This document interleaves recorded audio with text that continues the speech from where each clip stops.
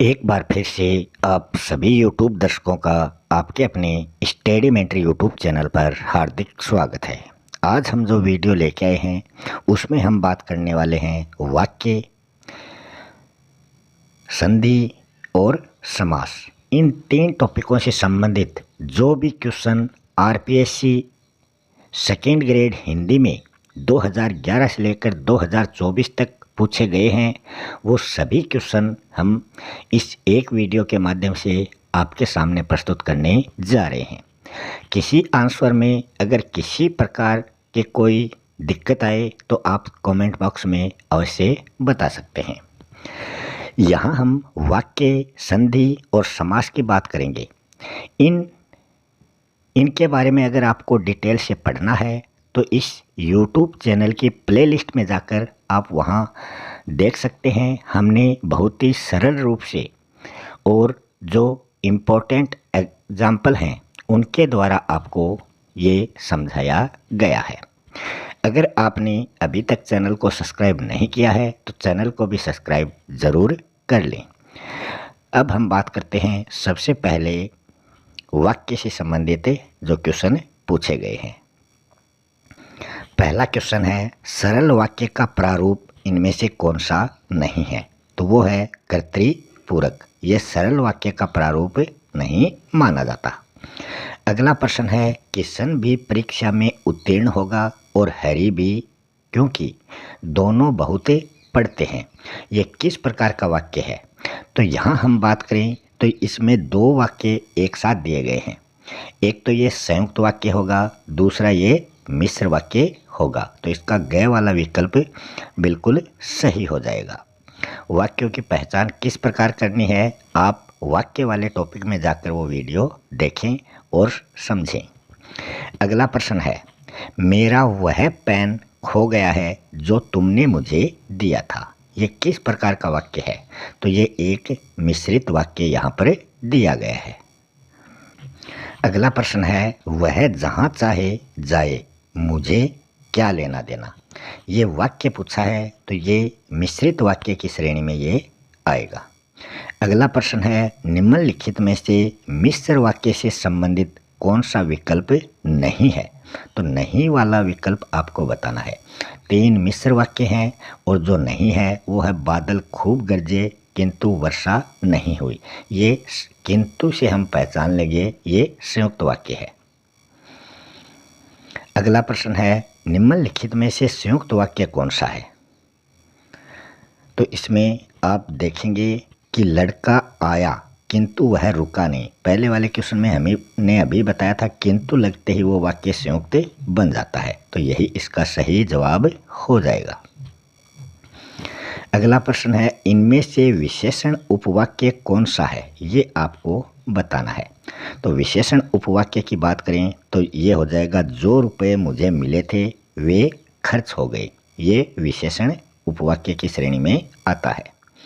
अगला प्रश्न है, निम्नलिखित में से संकेतार्थक वाक्य कौन सा है? तो इसमें संकेतार्थक वाक्य की बात करें तो वो है, यदि वह कहेगा तो मैं भी जाऊंगा। इसमें संकेत दिया है तो ये संकेतार्थक वाक्य हो जाएगा। व्याकरण से संबंधित आपको जिस टॉपिक में किसी भी प्रकार की कोई प्रॉब्लम हो, चाहे वो काव्य शास्त्र से संबंधित हो, चाहे वो सामान्य हिंदी व्याकरण से संबंधित हो, सभी टॉपिक आपको इस YouTube चैनल पर अवश्य देखने को मिलेंगे। आपको करना क्या है, चैनल को सब्सक्राइब करना है और प्ले लिस्ट में जाकर वो टॉपिक देखने हैं। हमने इस चैनल पर कक्षा 6 से लेकर 10 तक की NCERT और RBSE से संबंधित जो भी पुस्तकें थी उनकी पाठ्य सामग्री से संबंधित क्वेश्चन इस चैनल पर अपलोड कर रखे हैं, वो आप देख सकते हैं। चाहे वो ज्योग्राफी हो, चाहे वो पॉलिटिकल साइंस हो, चाहे वो हिस्ट्री हो या फिर वो राजस्थान अध्ययन हो। और हमने कक्षा 10 की जो मैथ है उसकी भी जो कंप्लीट एक्सरसाइज हैं वो भी इस YouTube चैनल पर करवा रखी हैं। अब चलते हैं अगले क्वेश्चन पर। अगला प्रश्न है, मोहन के दोस्त सोहन ने परीक्षा में प्रथम स्थान प्राप्त किया। इस वाक्य में आपको उद्देश्य का विस्तार बताना है। वाक्य के दो अंग होते हैं, उद्देश्य और विधेय। यहाँ पर आपको उद्देश्य का विस्तार बताना है तो वो हो जाएगा मोहन के दोस्त। अगला प्रश्न है, निम्नलिखित में से संदेहवाचक वाक्य आपको ढूंढकर पहचानना है। तो संदेह वहाँ होता है जहाँ संभावना हो। तो अध्यापक के साथ संभवतः छात्र भी आए, तो ये संभावना नजर आ रही है, तो यहाँ संदेह प्रकट हो रहा है। अगला प्रश्न है, यदि तुम परिश्रम करोगे तो तुम्हें परीक्षा में सफलता मिलेगी। ये किस प्रकार का वाक्य है? तो ये जो वाक्य है इसमें भी संकेत प्रकट हो रहा है कि अगर परिश्रम करोगे तभी तुम्हें सफलता मिलेगी, तो यहाँ संकेत प्रकट किया जा रहा है। अगला प्रश्न है, विधानवाचक वाक्य का उदाहरण आपको बताना है। विधानवाचक वाक्य वो होता है जो सरल वाक्य की श्रेणी में हम उसको रखते हैं। ठंडी हवा चल रही है, तो ये एक प्रकार का सरल या विधानवाचक वाक्य है। अगला प्रश्न है, जो ज्ञानी होते हैं उनका सभी सम्मान करते हैं। इस वाक्य में उपवाक्य किस प्रकार का ये उपवाक्य इसमें दिया गया है? तो इसमें विशेषण उपवाक्य का प्रयोग हमें देखने को मिलता है। अगला प्रश्न है, इनमें से संयुक्त वाक्य कौन सा है? तो ये आपको बताना है। तो जो और, तथा, किंतु, परंतु इनसे जुड़े हो वो संयुक्त वाक्य होते हैं। तो हम जयपुर गए और वहाँ 4 दिन रुके, ये संयुक्त वाक्य है। अगला प्रश्न है, इनमें क्रिया विशेषण आश्रित उपवाक्य कौन से विकल्प में दिया गया है? वो आपको बताना है। तो इसका सही जवाब हो जाएगा, उसने वैसा ही किया जैसा उसको कहा गया था। गए वाला विकल्प सही है। भगवान तुम्हारा भला करे, ये किस प्रकार का वाक्य है? तो इसमें इच्छा प्रकट हो रही है, तो ये इच्छार्थक वाक्य यहाँ पर दिया गया है। अब हम चलते हैं संधि वाले टॉपिक में। संधि से संबंधित पहला प्रश्न है, टिकैत शब्द का संधि विच्छेद आपको बताना है। इस संधि की अगर हम बात करें तो इसमें आपको मात्राएं कितनी नजर आ रही हैं? 2। तो इसको द्विमात्रिक स्वर संधि के नाम से भी जाना जाता है। द्विमात्रिक स्वर संधि कौन सी होती है? वर्धी स्वर संधि, जिसको द्विमात्रिक 2 मात्राएं होने पर द्विमात्रिक स्वर संधि भी कहा जाता है।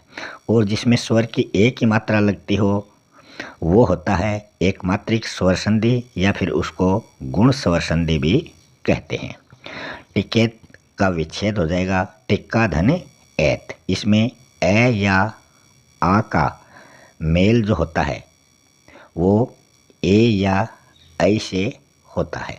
तो ए या ऐ से करेंगे तो ये दोनों मिलकर ऐ बन जाएगा। तो ये इस प्रकार इसको बनाया गया है। अगला प्रश्न है, संकल्प शब्द का संधि विच्छेद आपको बताना है। ये व्यंजन संधि है, तो इसमें हम बात करें सम धन कल्प, ये इसका सही विच्छेद होगा। अगला प्रश्न है, इनमें से स्वर संधि से बना पद कौन सा है? तो यहाँ आपको स्वर संधि से बना हुआ एक ही पद मिलेगा, वो है दीर्घ स्वर संधि का पद। तो दीर्घ स्वर संधि इसमें किस में है? दीर्घ स्वर संधि या तो आ में होती है, या फिर बड़ी ई में होती है, या फिर बड़े ऊ में होती है। तो यहाँ आपको आ, बड़ी ई, बड़ा ऊ, इनकी मात्रा सिर्फ एक में नजर आ रही है दीक्षांत में। इसका विच्छेद हो जाएगा दीक्षा धन अंत। तो ये दीर्घ स्वर संधि यहाँ पर दी गई है। अगला प्रश्न है, चिन्मय शब्द का संधि विच्छेद क्या होगा? तो इसका हो जाएगा चित्त धन मय, चिन्मय। अगला प्रश्न है, अपेक्षा शब्द में कौन सी संधि आपको देखने को मिल रही है? तो हमने अभी बात की थी एक मात्रा यहाँ पर प्रकट हो रही है, पै के ऊपर एक मात्रा लग रही है। तो एक मात्रिक संधि को हमने कौन सी बताया था? गुण स्वर संधि। तो इसका सही जवाब गुण स्वर संधि हो जाएगा। अगला प्रश्न है, इनमें से विसर्ग संधि का विकल्प कौन सा नहीं है? तो यहाँ हम बात करें निड्र जो है, इसमें नी उपसर्ग का प्रयोग किया गया है, और इसमें ड्र जो है ये मूल शब्द है, तो इसमें संधि नहीं है। बाकी सभी में आपको संधि देखने को मिलेगी। आगे है रामायण शब्द का संधि विच्छेद क्या होगा? तो इसका सही संधि विच्छेद हो जाएगा राम धन अयन। इसमें न जो है वो अण में बदल जाता है। अगला प्रश्न है, निम्नलिखित में से गलत संधि विच्छेद आपको यहाँ पर बताना है। तो यहाँ ये भी सही है, ये भी सही है, ये भी सही है। गलत है तो ये रमेश वाला है। इसमें कहाँ गलती है? इसमें इसी पहले शब्द में गलती है। राम नहीं, ये रमा धन ईश होगा। तो इसमें ये रमेश हो जाएगा। और ये कौन सी स्वर संधि है? एक मात्रा है, तो ये गुण स्वर संधि है। अगले प्रश्न पर हम चलते हैं। गुण संधि का उदाहरण इनमें से कौन सा नहीं है? तो हमने अभी तक आपको बताया था एक स्वर वाली, मतलब एक मात्रा वाली जो संधि होती है वो गुण स्वर संधि होती है। तो यहाँ इसमें देख लिया, इसमें एक मात्रा है, इसमें देख लिया, इसमें भी एक मात्रा है। ये दो तो हो गए। इन दोनों में आपको दिक्कत आ रही होगी। हमने बताया है कि एक मात्रा एक तो ए में होती है और एक ओ में होती है। तो ये दोनों तो हो गए। अब एक री और होता है जिसका अर बनता है। ये तीन गुण स्वर संधि में आते हैं, ए, ओ और अर। तो इसमें महाधन ऋषि महर्षि हो गया, तो ये भी इसमें आ गया। गुण संधि का जो नहीं है वो है पृथ्वी धन ईश्वर। इसमें पृथ्वी और इसका मेल हो रहा है ईश्वर से। तो दीर्घ ई, इसमें भी दीर्घ ई है, इसमें भी दीर्घ ई है।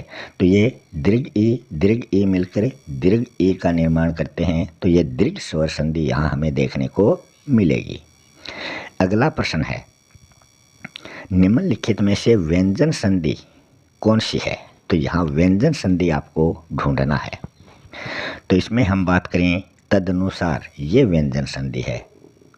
विसर्ग है इसमें भी विसर्ग है और इसमें यण स्वर संधि है। यण क्यों है?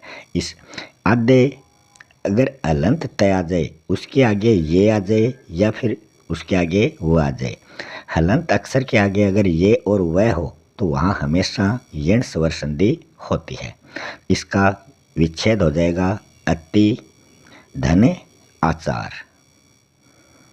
ये इसका विच्छेद हो जाएगा। अगर आपने अभी तक चैनल को सब्सक्राइब नहीं किया है तो कृपया करके चैनल को सब्सक्राइब करें। और अगर आपको वीडियो पसंद आ रहा है तो वीडियो को लाइक करें, अपने दोस्तों या रिश्तेदारों के साथ शेयर करें। और किसी भी प्रकार का अगर आप कोई अपना अमूल्य सुझाव देना चाहें तो वो कमेंट बॉक्स में आप अवश्य दे सकते हैं। इसी चैनल पर आपको एक से बढ़कर एक पाठ्य सामग्री देखने को मिलेगी।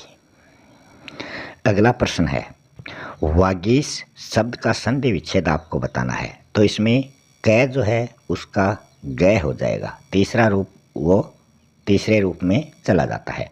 तो वाक धन ईस, ये व्यंजन संधि है। इसमें कै जो है वर्ग का पहला अक्षर जो है वो अपने ही वर्ग के तीसरे अक्षर में यहाँ बदल गया। आगे हम बात करें किस विकल्प में सही संधि नहीं हुई है। 3 विकल्पों में सही संधि है, एक में गलत है। तो वो है योगी धन ईश। योगी नहीं, ये होगा योग धन ईश। और यहाँ एक मात्रा है, मतलब यहाँ गुण स्वर संधि है। आगे हम बात करें निम्नलिखित में से गलत संधि विच्छेद कौन सा है, इसमें भी आपको बताना है। तो यहाँ एक बहुत ही छोटी सी गलती है जो आपको बहुत ध्यान से देखने पर ही दिखाई देगी, वो है जगत वाली। ये इसका सही जवाब होगा। जगत में तय यहाँ हलंत होना चाहिए था। अगर हलंत होता तब ये सही हो जाता। अगला प्रश्न है, इनमें से कौन सा संधि शब्द सही है? तो यहाँ सही वाला आपको बताना है। तो यहाँ हम बात करें उच्छ्वसित में 6 हलंत होता तब ये सही होता। कविंदर में वी बड़ा होता और इसमें राम दे दिया, ये हमने पहले भी बात की थी। तो दिक नाग यही इसका सही होगा। इसमें कै जो है वो अपने ही वर्ग के 5वें वर्ण में बदलता है। तो वो क्या है? ङ। तो यहाँ दृढ़नांग हो जाएगा। आगे हम बात करें, आगे अपने समास से संबंधित क्वेश्चन आएंगे। अगला प्रश्न है, शाखा मृग शब्द में आपको समास बताना है।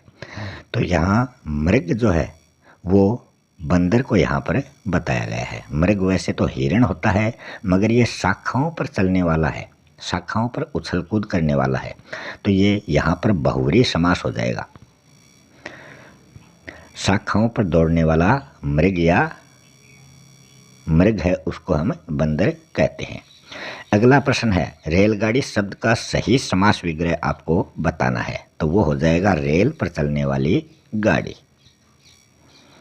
इसमें लुप्त पद तत्पुरुष समास का प्रयोग किया गया है। अगला प्रश्न है, इनमें से एक पद में संधि और समास दोनों हैं, वो विकल्प आपको पहचानना है। तो इसमें हम बात करें रामानुज, इसमें राम धन अनुज, इसमें हम दीर्घ स्वर संधि देख सकते हैं। वहीं इसका विग्रह करें तो राम का अनुज हो जाएगा, जो लक्ष्मण के लिए भी प्रकट होता है। तो यहाँ हम तत्पुरुष समास यहाँ देख सकते हैं और साथ में ही दीर्घ स्वर संधि इसमें देख सकते हैं।